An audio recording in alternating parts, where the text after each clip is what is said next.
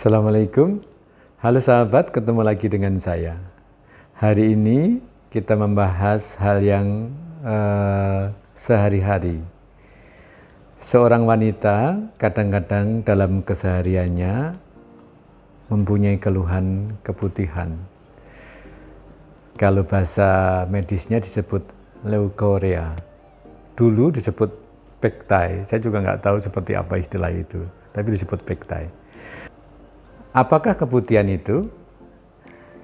Keputihan adalah keluarnya cairan atau disebut vaginal discharge. Jadi keluarnya cairan dari vagina yang biasanya diketahui wanita sering karena ada flek di celananya. Tapi kadang-kadang nggak ngerasa, kadang-kadang seperti basah dan sebagainya. Nah, sebenarnya ada beberapa jenis keputihan. Yang pertama adalah keputihan yang tanda kutip masih normal, vaginal discharge yang normal. Kriterianya normal adalah sebagai berikut.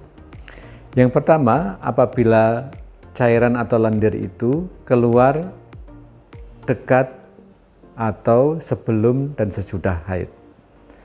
Yang kedua adalah dia tidak gatal, kemudian tidak berbau dan tidak berwarna.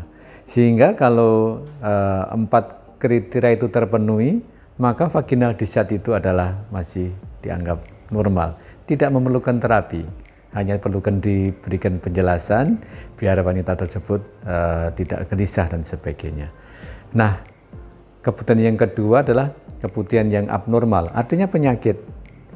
Jadi misalnya pengeluaran atau vaginal discharge itu sudah berwarna. Contohnya misalnya warnanya kuning kehijauan atau ada gatal, ada bau. Nah, kalau seperti ini tentunya sudah memerlukan pemeriksaan lebih jauh. Yang penting adalah ternyata keputihan adalah bisa merupakan gejala dari penyakit yang di belakangnya. Yang sering adalah hanya karena infeksi di vagina atau di serviks disebut cervicitis atau vaginitis, bisa karena kuman atau bakteri, atau juga ada beberapa penyakit kelamin gonore dan sebagainya. Tapi juga bisa hanya karena trichomoniasis, candidiasis dan sebagainya. Nanti bisa melihat di keterangan di bawah apa itu trichomoniasis, candidiasis dan sebagainya.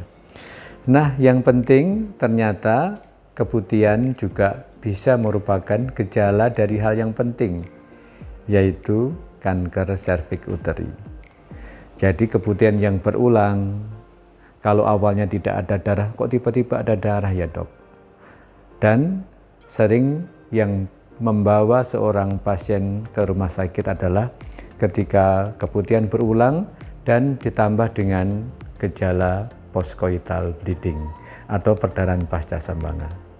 Nah, demikian, jadi kalau ada gejala keputihan, maka dicermati seperti apa keputihannya, dan apabila termasuk kelompok yang merupakan tanda dari suatu penyakit, maka harus diperiksa lebih jauh. Demikian info sehat hari ini. Take care, stay healthy, see you tomorrow. Mari dukung channel ini dengan memberikan like, share, comment, and subscribe.